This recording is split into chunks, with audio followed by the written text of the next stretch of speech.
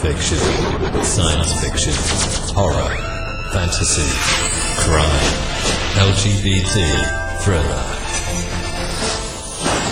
You have now entered the House of Mystery with your hosts, Eric Shapiro, David North Martino, John Copenhaver, and Al Warren. Heard on KCAA 106.5 FM Los Angeles, 102.3 FM Riverside, and 105.0 AM Palm Springs.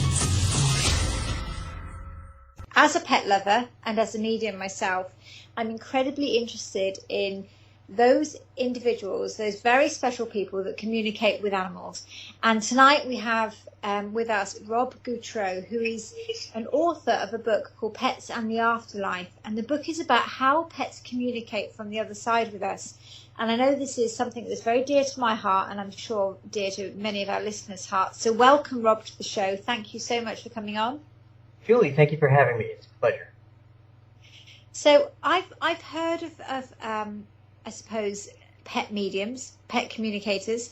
I've worked alongside pet communicators, and I've interviewed pet communicators. But as a medium myself, I've never communicated with pets. And somebody recently said to me, well, you know how it works. We kind of look in symbols, but I've never kind of had the confidence to do that. And when I was looking at your blog, and which amazing blog, I've got to say to anybody who wants to know a little bit more about Rob, go to ghostandspiritsinsights.blogspot.co.uk, and we'll continue to promote that throughout the show. A fascinating blog, really informative. So when I was reading a little bit about you and reading your book, Pets in the Afterlife, what I suppose stuck with me is how it was in your teenage years that you realised that you had a mediumship ability. You were able to communicate with spirit. And I'm just wondering, how did that suddenly switch on for you, Rob? It all actually turned around when my puppy passed in 2005. And he came right through to me in a number of ways.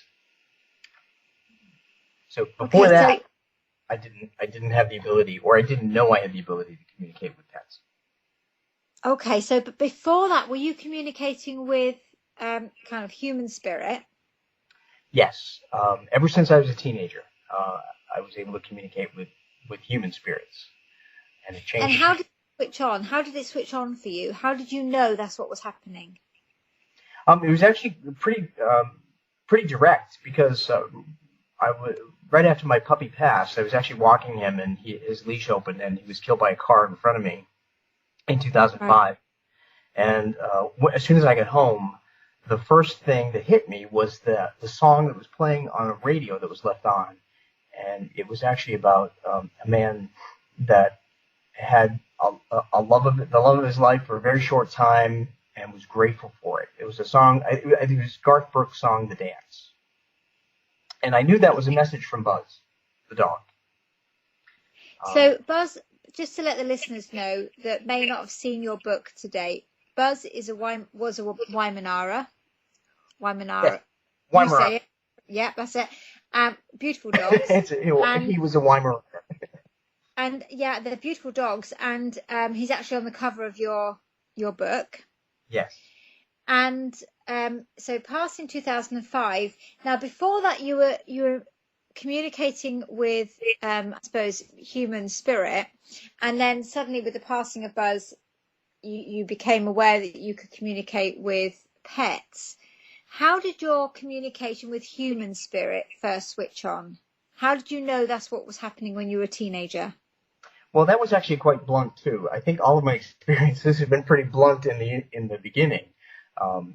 My grandfather was actually the first one to come through to me, and he came through to me 6 months after he died, when he visibly appeared in full living color, if you will. And he scared the life out of me. So, I'm sure. Yeah, I'm sure. So I knew something was wrong, and I thought something was wrong with me. I thought I was hallucinating, but I asked my mom when she came home, and she was not not concerned. She was not even amazed. So I realized that my mother had the ability too. Hmm.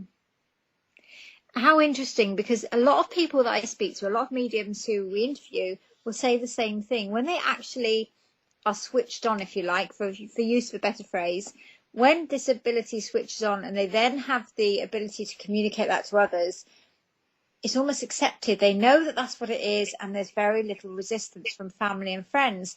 And it just seems that that happens at the right time for that person. Well, how did that happen with you, Julie?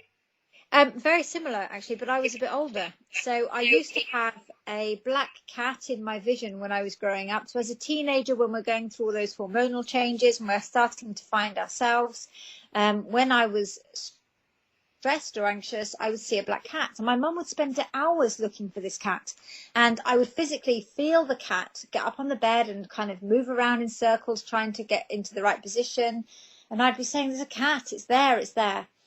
And then as I got older, I would see the cat out of my peripheral vision. And if I looked at the cat, it would disappear. So that kind of stopped when I was in my 20s. But then early 30s, I was talking to somebody and I suddenly had this vision of a photo frame and an elderly lady in it. And I knew I had to talk to this person about this lady. Now, I didn't know this person very well, but what then happened was 3 hours of almost uncontrolled information coming from me. And I ended up in tears. The person ended up in tears. And I went to bed that night and I woke up and I knew it was mediumship. I absolutely knew. And I'd always been somebody, Rob, who had been very skeptical. I was known as the Dr. Scully of our paranormal team because I was always the one questioning everything. And suddenly, all of a sudden, I had so much information about people, it was quite frightening. So I truly believe that was my time. People knew that I would be accepted and I would be strong enough to navigate those people who didn't accept. And that's what happened. And I am who I am today, and I never look back from it, and I never would deny the gift that I have. I'm very privileged to have it. So I think that it does happen when we're ready for it. Yes, and what's interesting too is that there are spirits that have communicated with me from the other side over a long period of time. I've been married for 10 years, and my partner's friend, who passed in '96, has come through to me so many times. I actually feel like I know him. Yeah. I know his personality. I know his sayings. I know his actions. It's really kind of funny that I've never met him in the physical, but I actually know him in spirit. It's a very familiar feeling, isn't it? It's quite bizarre, but it's a very familiar feeling. A friend of mine lost their baby, and that little girl has grown up in spirit, and she often will revisit and say something to remind mum that she's about. And I don't see her mum from year to year, but actually we stay in contact through Facebook, social media, and just every now and again I'll message to say, by the way, she's aware that this has been said, this has happened today, fair play, well done, and just give that very slight but very detailed piece of information that she needs to go, do you know what, my little girl is still there and life is good. So it's very rewarding to have that ability, and I think we're very, very privileged. So, I mean, obviously, you're very humble. You know, you say on your blog, you're not a medium who makes appointments. You're not as well developed in your abilities as learned mediums. Yeah. I read that and I was really warmed by it. And then I thought, are we ever a learned medium? And if we call ourselves a learned medium, are we failing ourselves and spirit in some ways? And I thought that was really nice and humbling to read that from you. Well, thank you. I mean, I know that there's certainly a lot more that I can learn. I'm not one to take time to meditate. So, I have too many things in my head, I guess. But after my own heart. But there are a lot of people like yourself who are much more learned in the art of mediumship than I am. So I tell people that I get messages when I get them, and then I share them with them. I think the issue is more about we learn in our own ways and we're giving information in our own time. And I'm a firm believer that my guides will take me where they need to take me in the timescale they need to take me in. Mm-hmm. And sometimes I will learn from that experience, and sometimes they will tell me quite clearly, I think I know more than I do, and I think that's a very humbling experience. I think I've stood on stage over several weeks and been tested in how spirit are going to give me information, especially in my early days. And I remember being in the church, and it was very fun. It was quite amusing because I stood at the front of the stage, and I had no idea why I was being given the image of a cartoon we have over here called Thomas the Tank Engine. I had no idea. And then I had another image of Postman Pat, another cartoon we have here. And I kept saying to people, yeah, Postman Pat, somebody must be able to take the reference. Nobody could take the reference. I went into detail, nothing. And I thought, this is madness. This is like a very poor comedian on stage being booed off by tomatoes or something. Mm-hmm. And I kind of almost looked up, as if looking up to the gods. I have no idea why I looked up. I looked up and I say, look, come on, get a grip. This isn't okay. I'm stood here. I'm giving my all. And actually, this isn't fair. And somebody said straight there, and then I saw a picture of me opening up what is one of our utility providers here, British Gas. And I opened up a British Gas bill. So I said, okay, I'm seeing a British Gas bill. Who opened a British Gas bill this morning? And this gentleman said, oh, that was me. I said, okay, who's Pat? He said, oh, he's my son. He's sat here. So we had Post, we had the man, and we had Pat. Oh my God. Which was the direct title of the television show. And I was thinking, oh my word, if this is how it's going to be, if I'm tested in this way every week, I'm just going to be done in. I'm not going to be able to survive.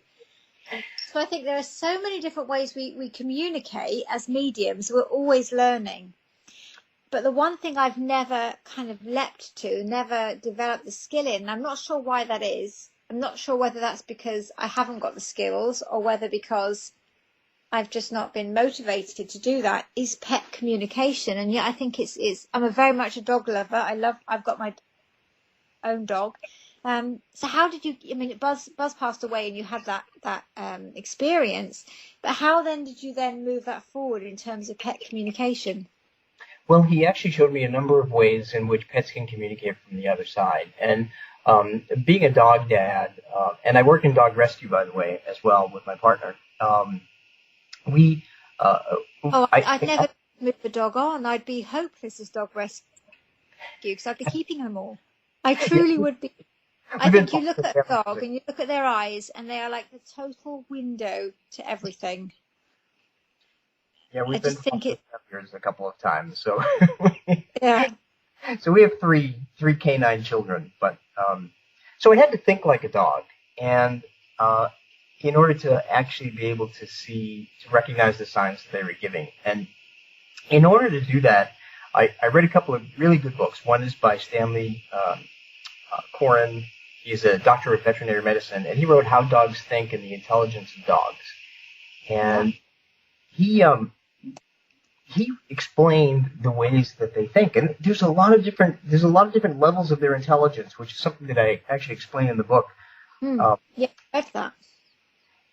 We think of a dog as just as a companion that will do what we say, but anyone that has a dog knows that they have their own personality, they have their own memory, their barks are different, they have body language, and God forbid you disturb their routine, right? Yeah, absolutely. Yeah, mine would. Yeah, definitely. They will let you know. And the other thing, too, is that another level of intelligence is their emotions. They have emotional intelligence. And not only can they read our emotions, they know when we're sick, when we're happy, when we're sad, when we're angry, but they go through the same kinds of emotions. So they use those things, and like spirits of humans, I found that they use different ways to convey that they're there. A lot of times I've heard that sound is a very important thing. So they may move something, you may hear their nails on the floor, you can hear a bark or meow, and they also have the ability to manipulate things in nature, or not manipulate, but influence, like butterflies and birds and so forth, to act oddly to give you a message. So One of my in some ways, that ability is very similar to human spirit or ghosts, isn't it? It is. It's very similar. The only thing they're restricted to is language, but dogs know a lot of words. As a matter of fact, I think border collies are the most intelligent when it comes to learning words. Some border collies can learn up to 1,000 words. I understand. Yeah, you said that the intelligence is similar to a 2 to 4 year old child in your book, and I think whilst I'd like to think I've got a cross border collie Labrador, Oh, and deliberately purchased the two breeds crossed because of their intelligence or deemed intelligence. Because I have a son with Asperger's, and we decided that we would have her as a disability dog. Well, she's far more intelligent than any disability dog I know, and she's a complete pain in the backside. And when we bought her, she is more hyperactive than my son ever was. So that combination wasn't a winning one in terms of calming my youngster down when he was about 11. Now she's older and she's a lot calmer, but she's incredibly intelligent, and you can constantly see that emotion in her. And she's constantly recognizing when you need her to be vigilant and be with you when you're poorly, for example. And I firmly agree that she would understand that amount of words, or and certainly have the intelligence of a toddler, if not above. it's amazing, and the words that they actually learn are the words that I actually can hear from them telepathically. Those are the words that they convey. Oftentimes, too. They will show me an image of something that they knew when they were in physical. They'll describe their bed, and there's all kinds of beds, and they'll describe their favorite toy or their favorite place. They'll even give me the name of their favorite person or one of their favorite people, and that's happened to me so many times. It actually just blows my mind. I mean, when I'm on stage, I will get a sense of an animal with me, or a dog or a cat sort of in the room, but not in terms of kind of specific messages like you're describing. That must be amazing. And I've never really kind of tried, I suppose, to communicate with my dog spiritually. Do you communicate with animals living as well as those past, or is it purely from the other realm? It's purely from the other side. Okay. Of course, I can certainly figure out what our dogs want, our living dogs want, just by looking at their behavior, their body language, etc. But I can't figure out what other living dogs are trying to get through to me. Yeah. Okay. There is one other symbol one other way that they convey their presence that is really amazing to me, and that is that they will lead somebody to another pet that looks exactly like them, a doppelganger. Yeah, now I've read this in your book, and this is truly amazing. I've spoken to quite a number of people. I go to pet expos and I give talks and promote the book and try to help comfort people. And one of my favorite experiences happened, I think it was 2 years ago, or a year and a half ago. I was at a pet expo in New England, in Massachusetts, and a woman came up to me, and she was so distraught that her black French bulldog had passed like the year before, and she's never gotten any signs. She couldn't get over her grief. Yeah. And as she was standing there talking to me at the table that I had, somebody came up with a black French bulldog. Wow. And I took a picture of that dog, and I said, well, here's your first sign. And she was floored. She broke down into tears right there. Wow, that's really amazing, isn't it? And it's something so comforting to people, because people describe the loss of a pet very similarly to losing a loved one, or or a child, because we do infantile dogs, don't we? We absolutely do, and I think that the reason that we grieve even more for a pet often is because we are solely responsible for their well-being. Yeah. Not like a human that can grow up and take care of themselves. And yeah, I don't think I'd get on too well with Caesar Milan because I'm a very much a pampered pooch mother. I'm not good at putting the boundaries in place, and I don't ever pretend to be. My dog is quite pampered. Excellent. And I'm sure that the only thing that she really thinks about, to be fair, is where's the sweetie jar? And that's my sweet jar, not hers. So I think it's an amazing gift to be able to get those messages. We've all lost pets in the past that we would, that have absolutely torn us apart at the time, whether that be a hamster for a youngster or whether that be for me, I lost a Great Dane a few years ago who was such a huge part of our life physically and emotionally, that once he had gone, that was a huge absence from the home. So in terms of when we're trying to understand where pets fit into the whole, and I'm going to use inverted commas here for listeners, that kind of spiritual realm.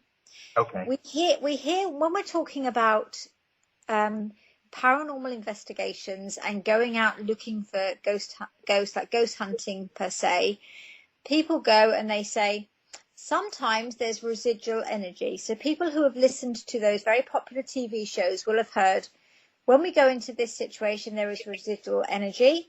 And when we go into here, there is poltergeist activity. Now, in your book, you talk about different ways that, and one of those being that doppelganger experience, but other ways as well that spirit animals can come through to us. So can you explain to the listeners the difference between a spirit animal and a ghost? Absolutely. That was the influence for my first book, which is actually called Ghosts and Spirits: Insights from a Medium, where the website came from. Yeah. So what I've come to find out is that, well, we all have energy that runs through our bodies. And by the way, I'm also a meteorologist, so science is really important to me. The law of conservation of energy states that energy can't be destroyed, it can only be transformed. So that energy has to go somewhere. And by energy, I mean simple things like whenever we have a thought, they're measured as little electrical impulses in our brain. That's energy. Our blood is pumping through our bodies. That's energy. So we make a conscious choice as an entity to stay here earthbound as a ghost, usually at our favorite place, or we cross over and join the energies of the cosmos, heaven, Valhalla, whatever you want to call the other side. And I call that a spirit. So I differentiate between location. Okay, so you talk about a favourite place, and now I'm thinking I need to start working with my dog and developing a different favourite place, because her favourite place is to crawl up in bed with me every night, and she becomes a total nuisance. So we need to do some work on that already in preparation. But in fairness, we do the same, don't we? When we're working with people, we differentiate between a ghost and a spirit. So what is it, I suppose, within us that we take with us to the afterlife, whatever that life may be and whatever we believe in? What part of us do we take forward? Because we leave our body behind, so the animal is left here on this plane, the actual physical body. So what is it that then goes into an afterlife or becomes a ghost? Well, they take their intelligence, certainly their personality, and their knowledge of this life. And anything they've learned in this life, they use to communicate with us from the other side. So it's just like people. Knowledge, personality, and anything they've learned. So would you say that that's their spirit or their soul? Yep, yes, absolutely. So either word would mean the same thing. It's about the nature, the behaviour, their personality, their learnings. They would take forward with them. Yes. And sometimes you will find, once in a great while, you'll find a pet that stays behind as earthbound. But typically, just to comfort people that are listening, our pets usually cross over because our human relatives from the other side, are there waiting for them. So it works in the same way as when our human relatives and friends pass over. They have their family and friends waiting to help them with that transition. It's the same for our pets. It is, and our pets actually will also be waiting for us when it's our time. As I saw my dog Buzz was waiting for my dad when he crossed over. Oh, wow. And how did that come to you? How did you know? Oh, that was another blunt, quiet experience. Um, that happened after my dad passed at the cemetery when he was being interred. There was a short service, and then at the end of the service, I saw a bright light to the right-hand side of the service, and I said that to my sister-in-law, who said, "What are you talking about?" It was a gray, overcast New England day. Mm. And I looked over, and there I saw my dad appear, and he started walking into a great white light. And Wow. in the white light were all my relatives who passed, and my two family dogs, childhood dogs, and my dog Buzz, sitting in front. Wow. Shocking. Yeah, absolutely. Yeah, that really made me cry. Yeah, sure. And that's just so emotional and so powerful. So When I lost my Great Dane, he had a spine problem, which is quite common in Danes. And I watched my little boy, which he was very much younger at the time, and with Asperger's, emotionally quite a lot younger than his chronological years, sat sobbing his heart out and begging the vet to give him back his life, and he would give him every toy possible if he gave him back his life. And you watch somebody go through that grief, and it is so, so painful. And obviously he keeps photos of his beloved pet.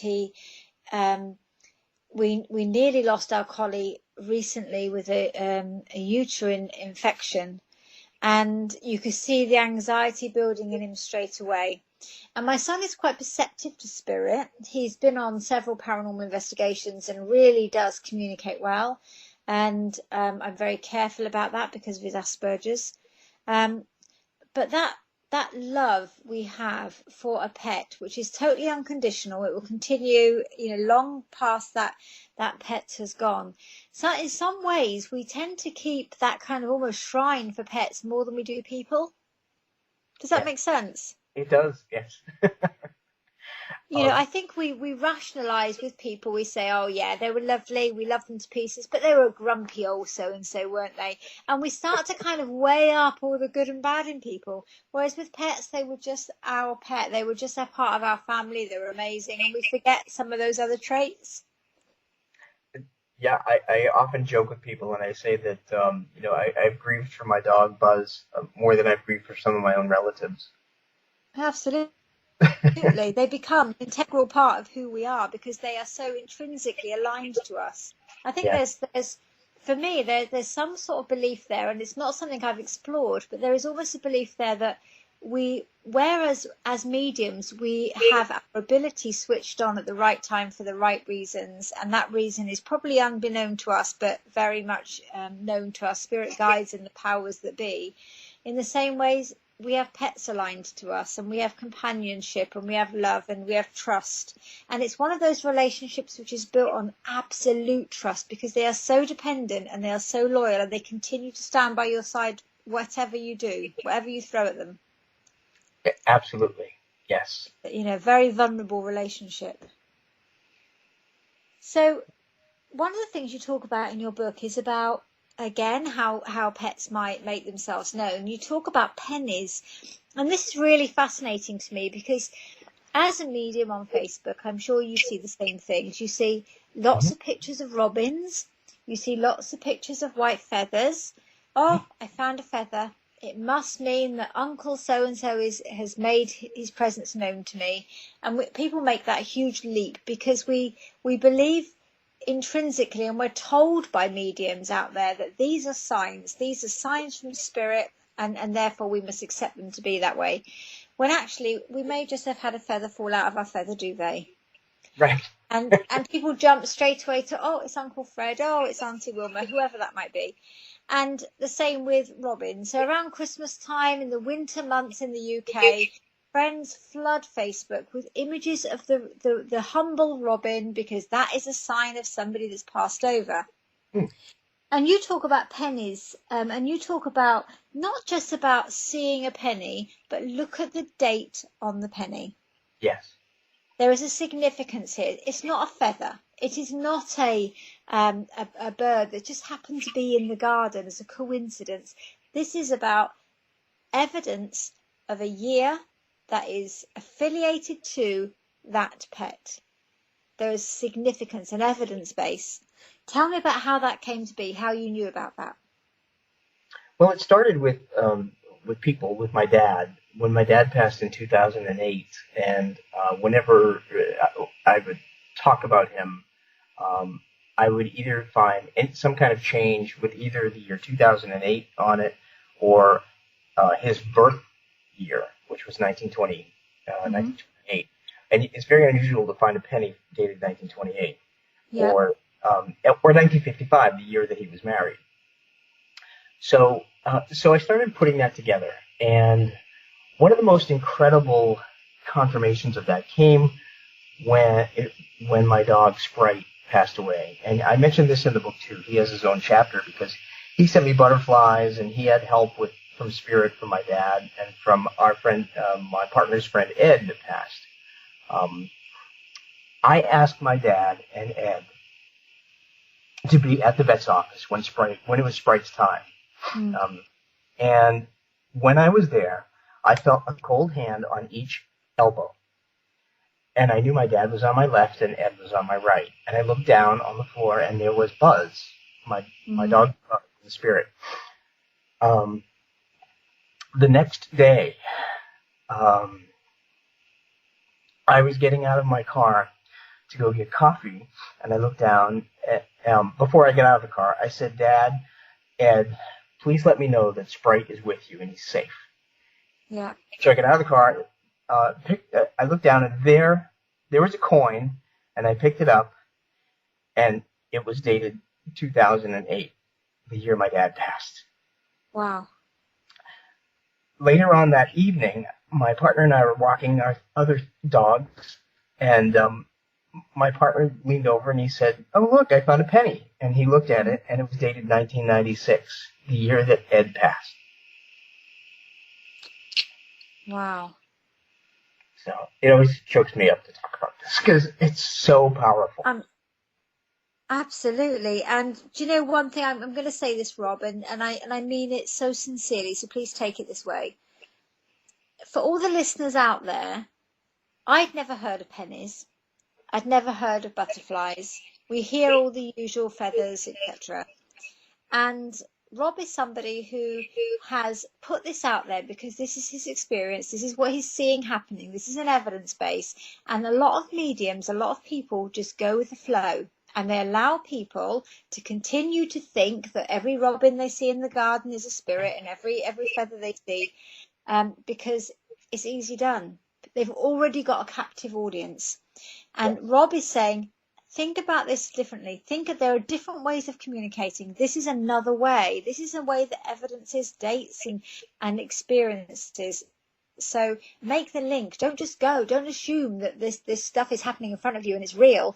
Question it. Ask for the evidence, and the evidence will be there. It will be supplied to you. Amazing, Rob. And actually, I've thought of several times. I'd never heard of butterflies, and as a medium, I always say that the more people I interview, the more I learn. I'm always learning. I love it. I love hearing from other people. And several times there have been situations in the middle of the winter when suddenly a butterfly will fly out of nowhere in the house, and I think, how did they get there?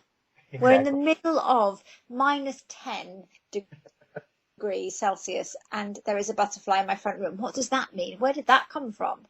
And I've never really thought of it in that way. And that's just, it's just really now evoked that thought in myself and that kind of curiosity. I will say that it is healthy to be skeptical, and I totally agree with you. People should not jump and try and make a connection. Yeah. I always like to try and prove things, and certainly the year on coins is one way to figure out who it is that's trying to communicate with you. And probably more so when we've already got that in our minds. So when we're already grieving, we're already experiencing a loss. To then have the coin with the same date or a date that is significant to that particular event, that's more evidential. When we're picking up a coin and it's a date and we go, now 1982, what happened then? That's not evidence. Right. So just to make that clear for viewers, for listeners, because I will stand on stage and I will say, look, I'm getting this name. I'm hearing, for argument's sake, say the name David. And somebody will say, yeah, well, I've got a Clive. I'm like, no, it's David. Oh, well, I've got a Daniel. I'm hearing David. Because people are so desperate to feel reassured, whether that be from an adult, a human, or whether it be a pet in spirit, we jump to and we take that information and we kind of make it our own. So when we're seeing a coin, if we're already going through a grieving process, a loss of a pet, and then we see a coin and we pick it up and that date is significant to that particular loss, that's evidence. If we've got to think about the date too long, it is not evidence, guys. It's a coin. Yes. Thanks.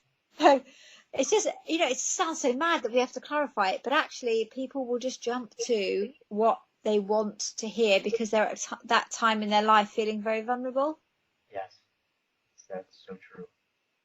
So tell me a little bit more, if you don't mind, and tell me to shush if you do mind, Rob, but about the doppelganger, and give me some more examples of when that might have happened, and so that people can kind of start to relate to that.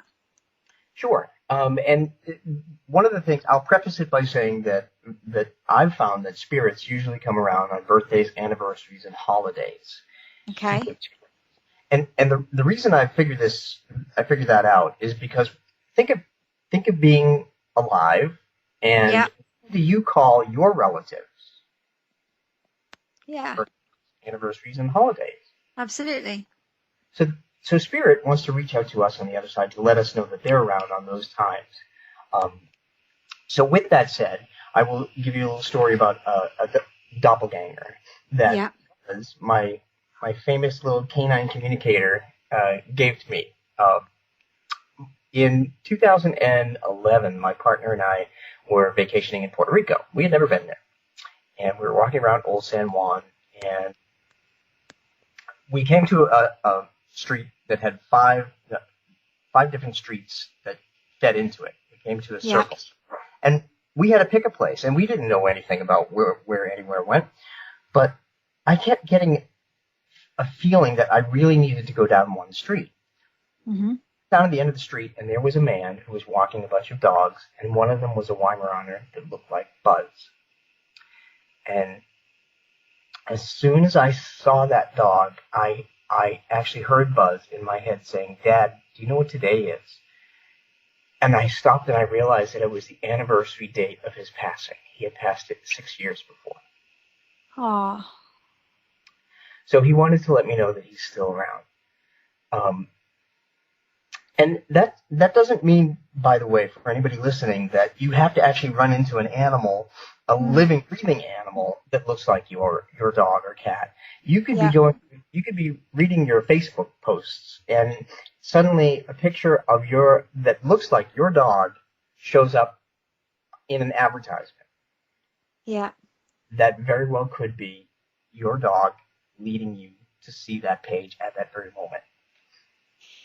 And am I right in thinking then that there will be a reason for that? So again, we can look through Facebook and see many pictures, many images, but there will be a significance of it happening there and then.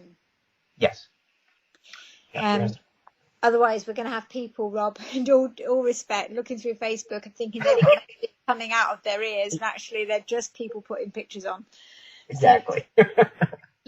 So for listeners who want to have that communication, it is, generally speaking, a pet will make the communication with you. So if I wanted to make communication with my deceased pets, could I go to a pet communicator for that to happen, or would I have to wait for a pet to communicate with me? It would work either way. It's all about being aware of the way they communicate, which is why I wrote the book, so that people can actually understand the way they communicate, and they can actually see signs by themselves.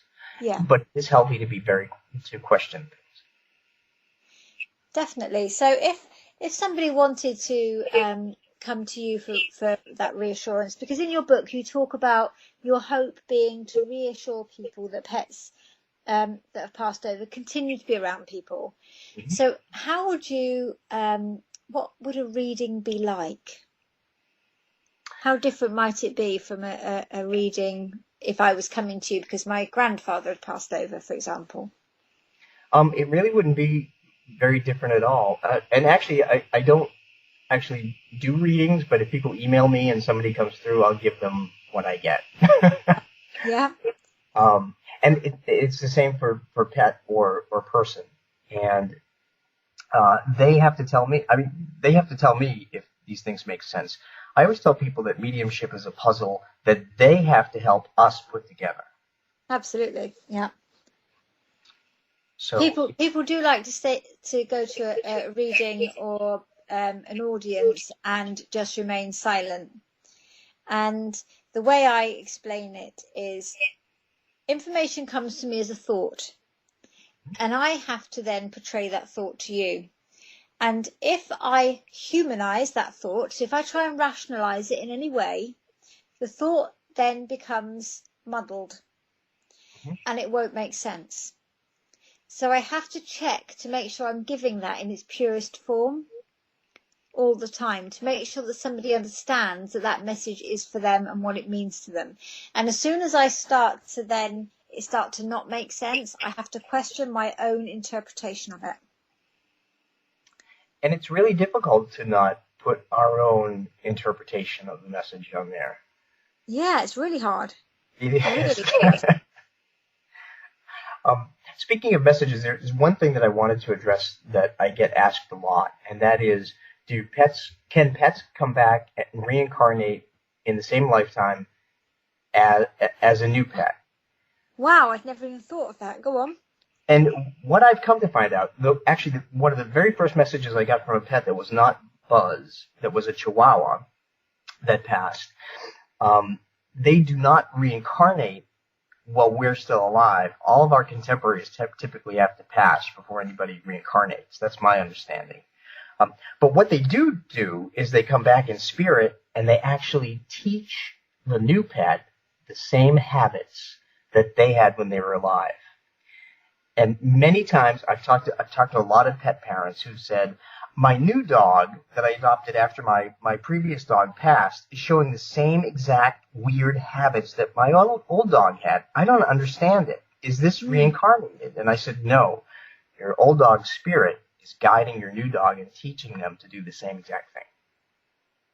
Oh, that's really comforting, isn't it? And I don't really know what makes it so comforting, but I think it's about you remember a pet as a whole. So to think of them reincarnated and looking different in front of you may be more difficult. But knowing that your old pet is walking alongside your existing new pet and helping them to develop in the way that you would, I suppose, be so compatible together, yes. That's really heartwarming, isn't it? Yes, it's pretty amazing. And I can't tell you the number of people who have told me that exactly what happened with their new pet. They show the same, whether it be cats or dogs, it doesn't make any difference. And that's a much nicer position. I mean, and I know I'm saying this very tongue-in-cheek, but a much nicer position than us, who people say, what would you like to be reincarnated as? Well, I wouldn't want to be a tree. I wouldn't want to be this. Can you imagine being a dog and then being reincarnated as something like a fish? You would be mortified, wouldn't you? Yeah. To come back alongside and kind of support the development of another dog. It's just lovely. Well, we all know a couple of people that would probably be better off being reincarnated as a tree, I guess. Yeah. I think you're being very kind with the tree, but still. Yeah. Well, this has been a fascinating interview, and there is so much more I probably could ask. And as a dog lover, I mean, I've had many pets, but as a dog lover and somebody who has lost dogs, and knowing how much of a family member my current dog is, the thought of being able to communicate and understanding the signs and what she may do when she comes back to tell me that she's around me is so comforting, Rob. And what I really like about you, I'm going to be very honest with you. What I really like about you is, and all the listeners need to hear this, is this book is a really easy read, comfortable book that is like being sat in a room with Rob having a conversation. It is that easy read, and there is no jargon, there is no in-depth explanation about what different planes are. It just says, do you know what, we have an Earth plane, we have these other planes, they can be called different things, and sometimes they're there and sometimes they're here, and that's dependent on these particular set of circumstances. So it's that easy a read. I would advise everybody to grab this book. So where can we get it from, Rob? It's on Amazon.com, and you can get it as a Kindle, an ebook, or a paperback. Fantastic. And I think, I really would suggest if you're a pet lover and you're interested in any spiritual aspects of mediumship, whether that be reincarnation, mediumship, or just even kind of dog behaviors, go and grab this book because it's really insightful. And when you start to read about the intelligence and the emotional intelligence of dogs, it's fascinating. Where can people get a hold of you, Rob, if they've got questions? Well, they can find me on Facebook, and they can also find me. You mentioned the blog in the beginning of the show, yeah, which is Ghosts and Spirits Insights.blogspot.co.uk. I'm also on Facebook. I'll just look up Rob Gutro, Gutro, author medium, and you can find me. I'm also on Twitter under, I think it's Ghost Medium Book. So everything you think about ghosts are in one Twitter. I have to tell you that I've had so many experiences with pet parents since I published this book that I just finished writing Pets in the Afterlife 2. Wow. And that's going to be coming out probably in February or March. So how does this take things to another level? How does the second book? The second book provides a couple of different things. It gives you a general overview of how pets communicate, just like this one does. But it also, I also share stories that of my communications with pets that have given me tremendous detail, including one that gave me names, pictures, described the environment, et cetera, et cetera. And the third part to the book includes stories from others with pictures of their dogs and cats and how they communicated to average people, so that it's proof that anybody can get messages from their pets. And will you come back on the show, Rob, when your book's released and we can go through that in a little bit more detail? Oh gosh, I would love to. This has been so much fun. Thank you. That'd be fabulous. Okay, so just one other thing I want to talk about is your very, very briefly is you mentioned being a dog rescue volunteer. Yes. Is there anything you want to say about that so it raises awareness? I would love to. Adopting a dog is a lifetime commitment. It is the same as bringing a human child into the world. Yeah. They rely solely on us for their care, and they give us nothing but unconditional love. And they won't talk back to you when they're a teenager either. No. One thing I urge people to do is do not give a pet as a gift unless you clear it with a person, because it's a tremendous responsibility. And working in rescue, usually after Christmas, all the rescues and shelters get barraged with pets. Mm. People say, there's lots of different rescue centres in the UK, and the RSPCA being one of them. I can't go because I would come back with dogs galore. Because you just feel like you would want to home every one of them. And I work in children's services here in the UK. We have many, many children in care without parents, or certainly without parents maybe that are able to care full-time consistently for them. Mm-hmm. And I would still struggle more with a dog. That sounds terrible maybe as a social worker, but I think a dog is so vulnerable and they never grow out of that vulnerability. Absolutely. Whereas you can teach a child to become a young person, to become resilient, to develop independence. You don't get that with a dog. So I absolutely would, heartily agree with your comments. Do not give dogs as gifts, or any pet, unless you've cleared it. Do not think of a dog as being a temporary measure, something to get excited about and only for that to wane. That dog has made a commitment to you. They are a family member. They love you. They respect you. They rely on you. They do what you ask them to do. They care for you. So don't look at that lightly. Your experiences matter. And if I may add, the one thing that I always like to tell people whenever I give a talk is I tell them the difference between a dog or a cat and a human child is that although we teach them things, we take them to the doctor, we're happy when they play together, they learn behaviors from us and schedules. The only difference between the two is that they don't grow up and marry someone you don't like and move out of the house. That's true. Mind you, saying that, nor's my son, so when we're trying to weigh it all up, I think I'll go with the dog. Who, as you rightly said, doesn't talk back, doesn't make me late for work in the morning or any of those things. So Rob, we've spoken about so many things in terms of how pets communicate with us. I adore the whole penny idea and that evidence. But let's just say, for example, I lost my beloved pet in the next couple of weeks, and I was so devastated, as people are when they lose their pets.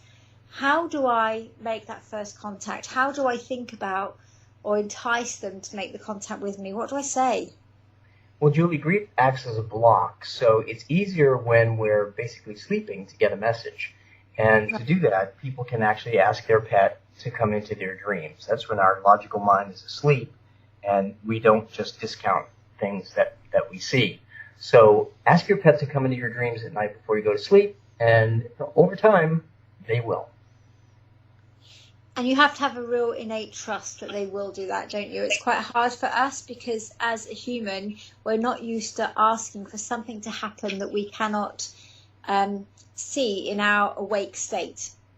So when I first, my mediumship first switched on, somebody said to me, sit in a room and just ask your spirit guide to make contact with you and tell you his name. And I was thinking, this is crazy. People are going to think I've lost the plot. Because that's not what we do. We don't then trust what comes into our mind because we're constantly thinking about it. But over a few days, I kept asking in my mind, and then I just suddenly knew. So it makes absolute sense, doesn't it, that when we're relaxed, when we're not putting that human, I suppose that barrier, we're constantly vetting the information and trying to work out what it means. When our barriers come down and we're asleep and we're relaxed, it makes absolute sense that people will be able to communicate with us better. Yes, and that goes for humans too, humans in spirit as well as pets. So any spirit. Amazing. Okay, so guys, if you're really struggling and you're feeling that loss, just ask that pet to come through to you during the evening, during the night, when you're relaxed, when you're settling down to sleep, when you're sleeping, when you're dreaming, and they'll come to you in your dreams.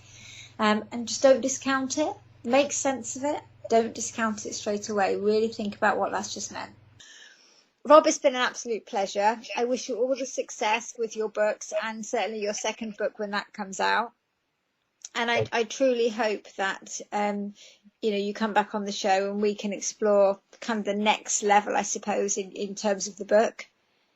It would be my pleasure. Thank you. Thank you. Thank you for sharing all of your experiences with us and your love of pets, because it really comes through and it's very humbling. So thank you. Thank you. Show's over for now. Was it as good for you as it was for me? Well, good night. This has been a production of the Z-Talk Radio Network. I'll be back.